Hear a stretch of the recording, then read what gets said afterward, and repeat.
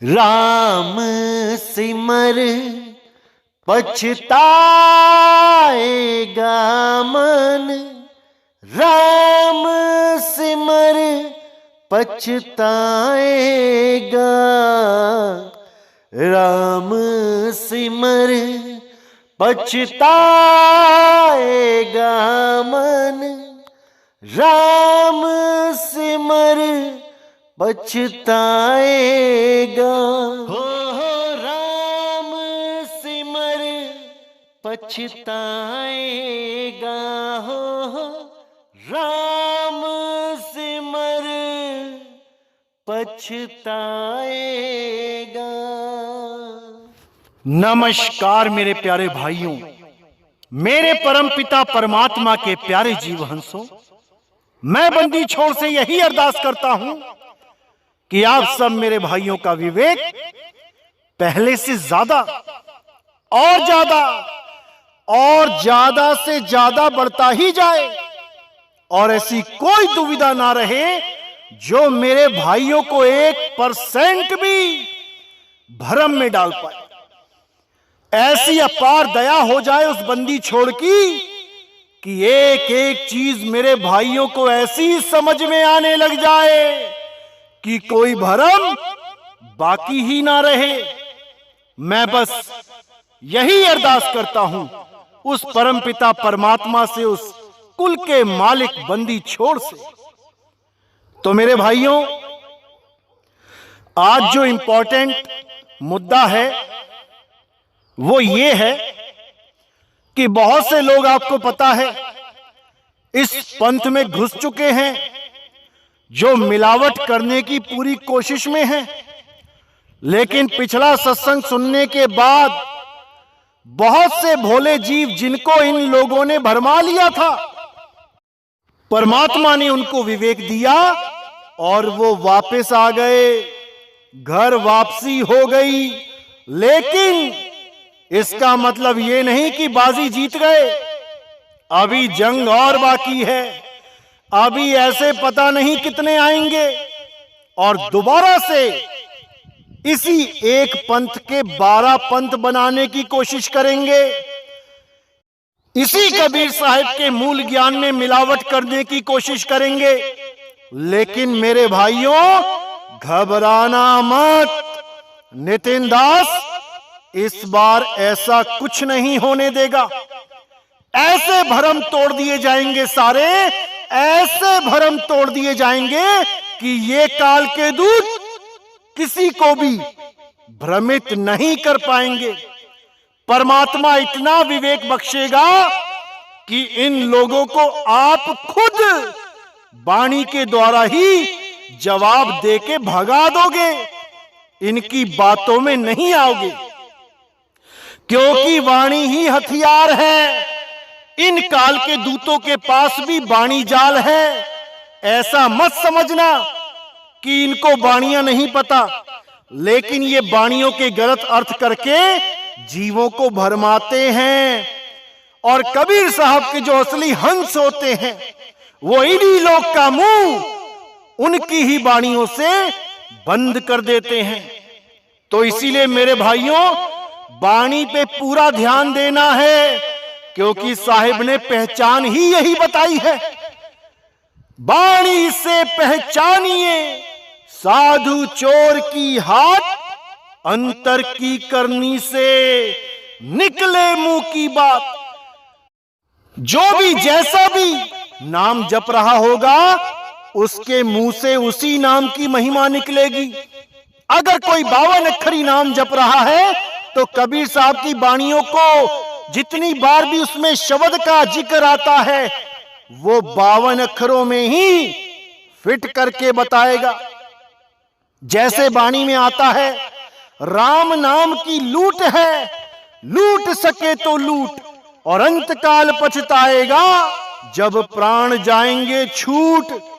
तो इस वाणी को दिखा के वो काल का दूत क्या बोलेगा कि देखो, कबीर साहब इसी राम नाम की महिमा गा रहे हैं जो राम में आका डंडा लगा के मां लगा दिया जाता है साथ में। इसी राम की बात करते हैं कबीर साहब यही राम राम राम जपना है, इसी से तुम्हारी मुक्ति होगी। अरे नहीं भाई, कबीर साहब कहते 52 अक्षर जीव आधारा, आदि अक्षर जीभ्या से न्यारा, वाही को सत सिमरण कहिए, सिमर सिमर नरि उतरो पारा। ये वो राम नहीं है जिस राम की कबीर साहब महिमा गाते हैं। ये तो 52 अक्षरी राम है, ये तो भाषा का राम है, ये तो वर्णों के द्वारा बनाया गया राम है। इसको तो आप चाहे मिटा दो, चाहे इसको आप लिख दो, ये तो आपके आधार पे लिखा और मेटा जा सकता है। लेकिन कबीर साहब वाणी में भी कहते हैं, ओंकार आदि में जाना, लिखे और मेटे ताही ना माना। मैं उस नाम को नहीं मानता हूं जो लिखे और मिटाए जा सकते हैं, क्योंकि मेरे प्रभु का नाम अलेख है जो लिखने में नहीं आता। यही गरीबदास जी कहते हैं, अरे 52 आखर लेख राम रंग होरी हो, वो आखर या में ना ही राम रंग होरी हो। कागज कलम कलेस राम रंग होरी हो, वो रहा शेष का शेष राम रंग होरी हो। यानी कागज कलम से लिखने वाले जितने भी नाम हैं, ये सब कलेस हैं, ये नकली नाम हैं, जिसके लिए गुरु ग्रंथ साहब में भी बोला गया है, कृत्रिम नाम कथे तेरे जिहिबा, सत्य नाम तेरा परापुरबला। ये जितने भी नाम लिखने बोलने पढ़ने में आते हैं, ये जितने भी नाम वर्णात्मक हैं, ये वो नाम नहीं है जिसकी महिमा संत महात्मा गा के गए हैं। क्योंकि उन्होंने भी बोला है, राम से बड़ा राम का नाम। तो राम का नाम अगर राम से बड़ा है, तो खुद बोल के क्यों नहीं बता सकता कि मेरा नाम राम है? क्योंकि भगवान राम तो अपना नाम स्वयं बताते थे, लेकिन राम का नाम अपना नाम नहीं बता सकता, क्योंकि वो लिखने में आ गया, वो बोलने में आ गया। और किसने लिखा, किसने बोला? इसी जीव ने बोला। इसीलिए साहिब बोलते हैं एक जगह, मैं तो से पूछूं पंडिता, शब्द बड़ा की जीव। ये शब्द बड़े हैं या जीव बड़ा है जिसने इन शब्दों की रचना करी है? जब ये जीव संसार में नहीं था, जब इस सृष्टि की रचना नहीं हुई थी, तो कौन सा नाम था? उस नाम को जानना है जिसके लिए बोला गया, आद सच जुगाद सच, है भी सच नानक होसी भी सच। वो जब सृष्टि नहीं बनी थी तब भी था, और सृष्टि खत्म हो जाएगी तब भी रहेगा। उसे कोई लिख और मेट नहीं सकता। बहुत से लोग इस आ के चक्कर में पड़ जाते हैं। अरे भाई, ये आ लिखा भी जाता है, ये आ बोला भी जाता है। इस आ के चंगुल से जितनी जल्दी हो सके निकल जाओ और गुरु की सेन के द्वारा अपनी सूरत को स्थिर करके उस असली शब्द का अनुभव करो, क्योंकि अनुभव ज्ञान के बिना सब झूठा है। पता लगा गुरु से आ लेके बैठ गए और सारी उम्र अनुभव ही प्राप्त नहीं कर पाए, तो वो नामदान भी झूठा हो जाएगा, वो सिद्ध नहीं हो सकता। इसीलिए केवल और केवल अपनी भक्ति की तरफ ध्यान दो। जो गुरु ने बताया है, जो सैन गुरु ने दी है, वहां पे सूरत को तानो, निशाना मारो, सीधा मारो, सीधा निशाना लगेगा। गलती से भी इधर उधर निशाना नहीं होना चाहिए। अगर निशाना इधर उधर हो गया तो मेरे भाई ये इंसानी जन्म बर्बाद हो जाएगा और वापस उसी 184 में जाना पड़ेगा। जिस 84 को बड़ी मुश्किल से भुगत के आज इंसान चोले में पहुंचे हो, इसकी कदर कर लो मेरे भाई। और जितने भी ये काल के दूत बैठे हैं, तुम्हारे निशाने को लक्ष्य से हटाने के लिए इनकी मंशा कभी पूरी मत होने देना। अगर तुम्हारा निशाना उस लक्ष्य से हट गया तो मेरे भाई ये काल के दूत तुम्हें छोड़ेंगे नहीं। जम के दूत आके पकड़ के तुम्हें गर्भ में डालेंगे, गोते लगाएंगे, कोई बचाने वाला नहीं होगा। केवल और केवल वो ही बचेगा जो अपनी सूरत को अपने लक्ष्य पे रखेगा। चांद पे चकोर की नजर होती है जैसे, बीच में कुछ नहीं आना चाहिए, क्योंकि ये काल के दूत बहुत भरमा रहे हैं आजकल लोगों को कि सीधे विहंगम चाल से आप वहां नहीं पहुंच पाओगे। आपको 52 अक्षरी नाम जपना ही पड़ेगा। और आपको बोलेंगे, मैं 1000 जगह प्रमाण दे सकता हूं कि 52 अक्षरी नाम जपना पड़ेगा। कबीर साहब ने 52 अक्षरी नाम की महिमा गाई है। ऐसे लोगों से सावधान रहना मेरे भाइयों, सावधान रहना। मैं बिल्कुल नहीं चाहता कि आसमान से गिरते हुए तुम खजूर पे लटक जाओ। जब तक ये मूल ज्ञान तुम्हारे जीवन में नहीं आया था, तुम आसमान से ही गिर रहे थे। और जब ऐसे कालदूत तुम्हें बीच में लूटने के लिए बैठे होते हैं तो तुम खजूर पे ही लटक जाते हो। इसलिए मेरे भाई, आज की वाणी को अच्छी तरह समझ लो और अर्जुन की तरह अपना निशाना साध लो। कहां पे साध लो? अपने गुरु के द्वार पे, क्योंकि द्वार धनी के पड़े रहो, धक्का धनी का खाओ, और कब हूं धनी निवाजी हैं, जो दर छाड़ ना जाओ।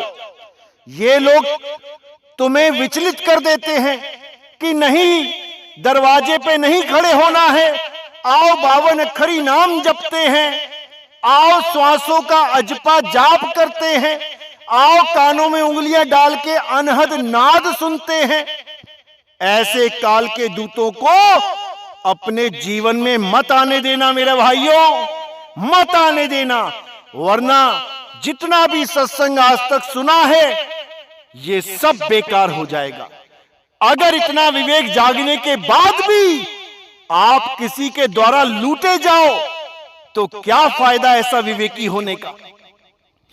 कई तो ये बोल के लूट रहे हैं कि आओ तुम्हें 3 सेकंड में सार शब्द दे दे। नितिन दास के पास जाके तो पता नहीं कब मिलेगा, मेरे पास आओ 3 सेकंड में पाओ। और बुला के क्या देते हैं? कान में फूंक मारते हैं, इसी को सार शब्द बोल देते हैं ये मूर्ख प्राणी। लेकिन मेरे भाइयों, अब आपने नहीं उलझना है। अब हर चीज बिल्कुल क्लियर होनी चाहिए कि हमें क्या चाहिए, कैसे चाहिए। सब कुछ आपको इन्हीं सत्संगों से समझ में आ जाना चाहिए। कोई भी दुविधा रहनी ही नहीं चाहिए।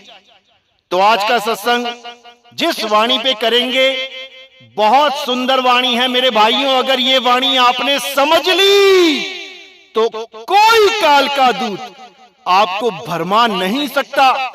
अर्जुन की तरह आपका निशाना सीधे सार शब्द पे होगा और बीच में कोई अड़चन नहीं आएगी। लेकिन उसके लिए आपको पूर्ण विश्वास के द्वारा उस लक्ष्य को साधना होगा जिस लक्ष्य की बात बंदी छोड़ कबीर साहब इस वाणी में कर रहे हैं। तो क्या कहती है वाणी? निशाना कोई मारे संत सुजान, निशाना कोई मारे संत सुजान। मूल कमल गणपति का वासा, ब्रह्मा इंद्री जान। नाभि कमल में विष्णु विराजे, 3 तार एक मान। अब बिल्कुल क्लियर कर दिया यहां वाणी में कि निशाना कोई मारे संत सुजान। कि सूरत का निशाना सीधे शब्द गुरु पे होना चाहिए। शब्द गुरु के अलावा और कहीं भी ये सूरत होनी ही नहीं चाहिए। ना किसी 52 अक्षरी मंत्रों में, ना श्वासों के अजपा जाप सोहंग सोहंग करते हैं उसमें, ना कोई कान में उंगलियां डाल के अनहद नाद सुनते हैं उसमें। ये तीनों ही मार्ग भटकाने वाले हैं, इनसे बाहर निकल जाना है। तो कहते हैं निशाना कोई मारे संत सुजान, मूल कमल गणपति का वासा, ब्रह्मा इंद्री जान। मूल कमल में गणेश जी का वास है और उसके ऊपर इंद्री में ब्रह्मा सावित्री जी का वास है। लेकिन हमारा निशाना इन दोनों में से कोई नहीं है। इसलिए मेरे भाई और ऊपर चलो। नाभि कमल में विष्णु विराजे, 3 तार एकमान। अब नाभि कमल में कौन है? विष्णु जी हैं। लेकिन हमारा निशाना वहां भी नहीं लगना चाहिए। अब आगे कहते हैं हृदय कमल शिव शक्ति विराजे, कंठ सरस्वती ज्ञान, इंगला पिंगला सूर्य चंद्रमा, इनसे न्यारा जान। यानी हृदय कमल में शिव शक्ति विराज रहे हैं और कंठ में सरस्वती का ज्ञान रूप चल रहा है। लेकिन हमारा निशाना यहां भी नहीं लगना चाहिए। और ऊपर चलो। इंगला पिंगला सूर्य चंद्रमा, इनसे न्यारा जान। अब जितने भी संसार में गुरुआ लोग बैठे हैं, ये जितने भी इंगला पिंगला सुषमना वाले बैठे हैं, ये सब तुम्हारा गलत निशाना लगवा रहे हैं। तुम त्रिकुटी में निशाना लगा के बैठे हो, इंगला पिंगला में निशाना लगा के बैठे हो। अरे भाई, वहां पे काल का वास है, वहीं ये छुपा हुआ बैठा है। कौन? काल निरंजन, जिसके लिए बोला गया जन्मे मरे जीव 84, काल निरंजन डाली फांसी। इस काल निरंजन से बचना है मेरे भाइयों, बचना। क्योंकि इसका सबसे बड़ा जाल यही है कि ये अपने ही गुरु के रूप के दीदार करा देता है आपको। जिस भी गुरु से आपने नाम लिया है, उसी की शक्ल धारण करके सामने खड़ा हो जाता है और आप उसके पैर पड़ जाते हो कि गुरुजी आ गए, गुरुजी आ गए। अरे भाई, वो काल निरंजन है, वो गुरु नहीं है। क्योंकि कबीर साहब ने हर चीज क्लियर कर रखी है। इस काल से बचने का हर तरीका बता रखा है। इस काल के सारे भेद खोल रखे हैं। अरे तुमसे कहूं मैं नाम विचारी, ना वो ज्योत ना पुरुष ना नारी। ना तो वो ज्योत है और ना ही पुरुष और नारी है। तो ये काल निरंजन तुम्हें या तो ज्योत के दीदार करा देता है, तुम्हारी आंखों के बीच में ज्योत प्रकट कर देता है, और जो गुरु से प्रेम कर बैठते हैं उनके आगे गुरु रूप धारण करके बैठ जाता है। यानी कि जो लोग ये जानते हैं कि गुरु कोई शरीर नहीं होता है, उसके सामने तो ये ज्योत बन के बैठ जाता है, ताकि किसी को शक ना हो कि गुरु तो शरीर होता नहीं है। ये शरीर कहां से आ गया? क्योंकि ये विवेकी मछलियां होती हैं, लेकिन पूर्ण विवेकी नहीं होती।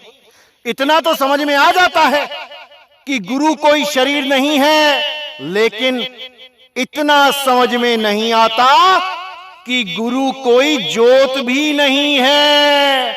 यहीं पे अटक जाते हैं ये लोग, यही धोखा खा जाते हैं। लेकिन कबीर साहब ने बिल्कुल स्पष्ट कर दिया है कि तुमसे कहूं मैं नाम विचारी, ना वो ज्योत ना पुरुष ना नारी। ये ज्योत परमात्मा नहीं है मेरे भाई, ये ज्योत मन है, जिसके लिए बाबा नानक भी कहते हैं मन तू ज्योत स्वरूप है, अपना मूल पछाण। ये मन ही ज्योत स्वरूप है भाई, परमात्मा ज्योत स्वरूप नहीं है। समझ जाओ मेरे भाइयों, इसको समझ जाओ। तो कहते हैं इंगला पिंगला सूर्य चंद्रमा, इनसे न्यारा जान, रूप नाल निरंजन वासा, त्रिकुटी ओम स्थान। तीन लोक में धर्म निराजा, बसे मध्य स्थान। पच्छु सोहंग शब्द होत है, दक्षिण रारंकार। तो यहां बिल्कुल क्लियर कर दिया कि रूप नाल निरंजन वासा। नाल कौन सी है? यही सुषमना नाड़ी ही वो नाल है। इसी में सारा खेल चलता है काल भगवान का और माया का। इसी नाड़ी में जितने भी जीव आज तक गए हैं, एक भी बाहर नहीं निकल पाया। सबके सब इसके जाल में फंस गए, सबके सब गर्भ में उल्टे लटक गए, एक भी पार नहीं हो पाया। इसीलिए साहिब कह रहे हैं, रूप नाल निरंजन वासा, त्रिकुटी ओम स्थान। ओम का जाप करके भी त्रिकुटी से न्यारे नहीं हो पाओगे। तीन लोक में धर्म निराजा। ये धर्मन कौन है? यही काल भगवान है। इसी तीन लोक का मालिक है जो सारे जीवों को उलझा के बैठा हुआ है। एक एक जीव के लिए ये ऐसा जाल बुन देता है कि कोई नहीं निकल सकता। और सबसे बड़ी बात है, ये सबके अंदर मन रूप होके बैठा है। अरे काल काल सब कोई कहे, काल न चीने कोई। जितनी मन की कल्पना, काल कहावै सोई। ये जितने भी काल के दूत हमारा ज्ञान सुन के और मन में मिलावट करने की सोचते हैं, असल में ये इनका जो मन है, जो मिलावट करना चाहता है, यही काल है। और ये काल के जाल में फंस चुके हैं, क्योंकि काल के हुक्म को मानने के बाद ही ये काल के दूत कहलाते हैं। अगर ये उस काल का हुक्म ना माने और केवल गुरु की बात पे यकीन कर ले, तो इनका कल्याण जरूर हो जाएगा। लेकिन ये काल के दूत मान बढ़ाई के चक्कर में ये पंथ में मिलावट करते हैं। अपनी जय जयकार कराने के चक्कर में ये नाम में मिलावट करते हैं, और उसके बाद इनकी वो दुर्गति होती है कि परमात्मा भी इनकी मदद नहीं करता। क्योंकि अगर ये अपना नुकसान करते होते केवल, तब भी परमात्मा इनकी मदद कर देता, इनको सही रास्ता दिखा के। लेकिन ये परमात्मा के जीवों को भटकाते हैं, इसलिए परमात्मा इनकी कभी मदद नहीं करता। जन्मों जन्मों तक ये लोग गर्भजून में उल्टे लटकते हैं। जन्मों जन्मों तक ये गधे सुअर की जून पाते हैं और डंडे खाते हैं। जन्मों जन्मों तक ये बैल की जून पाते हैं और हल जोतते हैं, और किसान जब लाठियां चलाता है तो अपनी खाल को भी नहीं रगड़ पाते। ऐसी हालत हो जाती है इन लोगों की, केवल इसलिए क्योंकि ये परमात्मा के जीवों को भटकाने का काम करते हैं। अगर तुम्हारे बच्चों को कोई बिगाड़े तो क्या तुम उस पे तरस खाओगे? कभी नहीं। कोई नशेड़ी आदमी है, अकेला नशा कर रहा है, परेशान है नशे से, हम उसकी मदद कर देते हैं, उसको नशा मुक्ति केंद्र में डलवा देते हैं। लेकिन अगर वही नशेड़ी दूसरों को भी नशा बांटने लग जाए तो उसको सीधे पुलिस के हवाले करते हैं, उसको सीधे जेल में ठोकते हैं, उस पे दया नहीं करते। पंजाब में तो एक नशेड़ी का गांव वालों ने मिलके हाथ ही काट दिया। बेच बेटा कितनी बेचता है। तो ऐसी हालत तब होती है जब हम किसी और का नुकसान करने लग जाते हैं, केवल झूठी वाहवाही के चक्कर में। इसलिए मेरे भाई, गलत फहमी में मत रहना कि इस बार तुम्हारा दांव लग जाएगा। पिछली बार तुमने एक पंथ के 12 बना दिए थे, इस बार 12 से 1 करने आया हूं। इस गलत फहमी में मत रहना कि तुम 1 से फिर 12 कर दोगे। ये आखिरी चेतावनी है नितिन दास की तरफ से। अभी समय है, सुधर जाओ। तो आगे क्या कहते हैं वाणी में? 3 लोक में धर्म निराजा, बसे मध्य स्थान। मध्य स्थान का मतलब क्या है? इंगला इधर, पिंगला उधर और मध्य में सुषमना है। इसी सुषमना में ये धर्म राजा बैठा हुआ है। पच्छु सोहंग शब्द होत है, दक्षिण रारंकार भवर गुफा में अनहद बाजे, तासे न्यारा जान। पश्चिम दिशा में सोहंग शब्द की आवाज हो रही है और दक्षिण दिशा में रारंकार की आवाज हो रही है, और भवर गुफा में जो अनहद बाजा बज रहा है उस पे भी निशाना नहीं लगाना है, उससे न्यारा जान, उससे भी न्यारा हो जाना है। तो आगे कहते हैं, परम पुरुष धर अधर तार जहां, कोट भानी उजियार, कहे कबीर सुनो भाई साधो, पद पावे निर्वाण। यानी सीधे साहिब ने निशाना कहां बताया? अधर तार। जिसके लिए बोला अधर तार तानिए, रेचक कुंभक पूरक को ढंग नाही, अरे पड़े गुने वाद करे कबहु नाही मानिए, श्वासा का जाप करे झूठ सो बखानिए, अक्षर पार नी अक्षर भरपूर है, कहे कबीर सत्य कर मानिए। अब यहां पे साहिब ने बोला कि अक्षर पार नी अक्षर भरपूर है। अब लोगों ने इसको क्या बना दिया कि तुम्हें पहले अक्षर जपने पड़ेंगे, अक्षर जपोगे, जपते जपते जपते जब पार जाओगे तब तुम्हें वहां नी अक्षर मिलेगा। ऐसा मूर्ख बनाते हैं ये लोग कि क्या बताऊं। लेकिन मेरे भाइयों, इस बार आपने मूर्ख नहीं बनना है। नितिन दास आपको विवेकी बनाने आया है, और पूर्ण विवेक जिस दिन आपका जाग गया, आप स्वयं नितिन दास हो जाओगे। उसके बाद तुम्हें बताने की जरूरत नहीं पड़ेगी कि क्या सही है और क्या गलत है। तुम्हारे अंदर ऐसा ज्ञान भर दिया जाएगा कि तुम खुद अपना भला और अपना बुरा समझ पाओगे, किसी के अधीन नहीं रह जाओगे। इसलिए मेरे भाई, अपना निशाना कभी चूकने मत देना। ये जितना मर्जी जोर लगा लें कि अक्षर तो जपना पड़ेगा, बिल्कुल बात मत मानना मेरे भाई।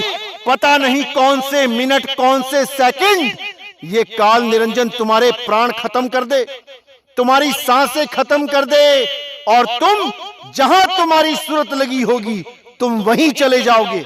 इन लोगों का कुछ नहीं जाएगा, भटकोगे केवल तुम।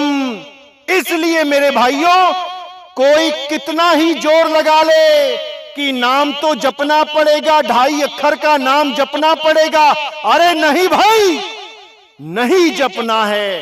अब केवल और केवल निअक्षर नाम को जानना है, उस निज नाम को जानना है जो सारे अक्षरों से परे है, जो सारे नामों से परे है, जो सारे शब्दों से परे है, जो सारे तत्वों से परे है, जो इस 3 लोक से परे है, उसको जानना है। ये अक्षरी ज्ञान 3 लोक का ज्ञान है।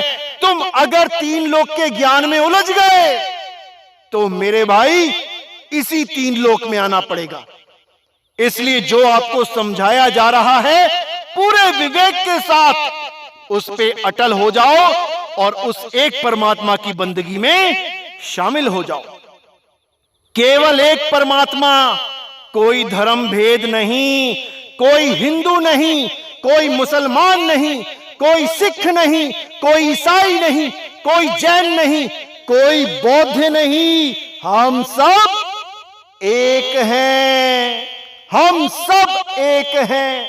और जब तक हम एक नहीं हुए तब तक भूल जाना कि हमें कभी परमात्मा मिलेगा, क्योंकि जब तक हम एक नहीं हुए तब तक हम किसी और को ही ढूंढ रहे हैं, अपने मन की कल्पनाओं में उलझे पड़े हैं, क्योंकि अभी किसी को सतगुरु मिला ही नहीं है।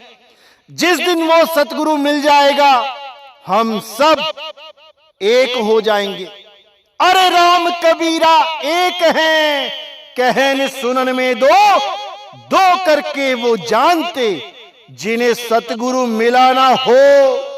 अरे कृष्ण करीमा एक है, कहन सुनन में दो, दो करके वो जानते जिन्हें सतगुरु मिला ना हो। इसलिए मेरे भाइयों, इन भेदभाव को त्यागो, इन शरीरों से ऊपर उठो, उस आत्मदेव को पहचानो जो आत्मदेव लिखने बोलने पढ़ने में नहीं आता। सारी दुनिया के अक्षर उसके द्वारा ही लिखे जाते हैं, बिना उसके कोई अक्षर नहीं आ सकता। सारी दुनिया के अक्षर उसके द्वारा ही बोले जाते हैं, बिना उसके कोई बोल भी नहीं सकता। सारी दुनिया की भाषाएं उसके द्वारा ही उत्पन्न होती हैं, बिना उसके कुछ भी उत्पन्न नहीं हो सकता। इसलिए मेरे भाई, उस आत्मदेव को जानो जिसके लिए कृष्ण जी ने बोला कि हे अर्जुन, इस आत्मा को ना तो कोई शस्त्र काट सकता है, ना अग्नि जला सकती है, ना वायु इसको सुखा सकती है, ना ही जल इसे भिगो सकता है। उस आत्मदेव को जानो। और मुझे दुख के साथ कहना पड़ रहा है कि बहुत से संतों के सत्संग जब आप लोग मुझे भेजते हैं और उसमें यह बात बोली जाती है कि आत्मा को ठंड लग गई, आत्मा को गर्मी लग गई, आत्मा को जाड़ा लग गया, आत्मा को ये हो गया। अरे भाई, आत्मा को कुछ नहीं होता। अगर आत्मा को कुछ होने लग जाए तो फिर एक दिन ऐसा भी आएगा कि आत्मा मर गई, फिर क्या करोगे तुम? इस अज्ञान से बाहर निकल जाओ। आत्मा को कभी कुछ नहीं होता, आत्मा को कोई काट मार नहीं सकता। अरे इस जीव को नहीं मार सकता कोई, इस जीव को नहीं कोई काट सकता। कबीर साहब कहते हैं, जीव सोई जो जुग जुग जीवे, उत्पत परलय माही, देह धरे भर में 84, निर्भय कबहू नाही। देह धरे, देह को जीव धारण करता है। देह को काट सकते हो पर जीव को नहीं काट सकते। क्यों नहीं समझ में आता? मैं हैरान हो जाता हूं। इतने सत्संग मैंने कर दिए, लेकिन आज भी इन लोगों का ये हाल है कि क्या बताऊं। तो मेरे भाइयों, पूर्ण विवेकी बनना है, हर चीज को समझना है, हर चीज को, ऐसी कोई चीज ना रह जाए जो आपको भ्रम में डाल पाए। इसलिए मेरे भाइयों, केवल और केवल विवेकी बनना ही आपके मनुष्य जन्म का लक्ष्य है। डॉक्टर बनना, इंजीनियर बनना, साइंटिस्ट बनना, एमएलए बनना, पीएम बनना, ये लक्ष्य नहीं है। ये तो पेट के धंधे हैं। असली लक्ष्य है कि अज्ञान को त्याग के, ज्ञान को अपना के, उसको प्रैक्टिकल करके अनुभव ज्ञान अर्जित करो। विवेक के द्वारा ही ये सब हो सकता है। बिना विवेक का मानवा वाको पशुआ जान। पशु के समान होता है वो जिसका अपना विवेक नहीं होता। और नितिन दास आपको विवेकी बना के छोड़ेगा, बना के छोड़ेगा। तो मेरे भाइयों, आज का सत्संग यहीं समाप्त करते हैं और अगला सत्संग इन काल के दूतों के सिर पे हथौड़े का काम करेगा, क्योंकि ऐसी वाणी खोली जाएगी कि इनकी हालत खराब हो जाएगी। तो मेरे भाइयों, अब मैं आपसे विदा चाहता हूं और अगला सत्संग बहुत जल्दी आएगा। तब तक के लिए मुझे विदा करें। बोलिए सतगुरु बंदी छोड़ सतगुरु सत्य कबीर साहिब की सदा ही जय हो, सदा ही जय हो। मेरे मालिक की साहिब बंदगी सतनाम।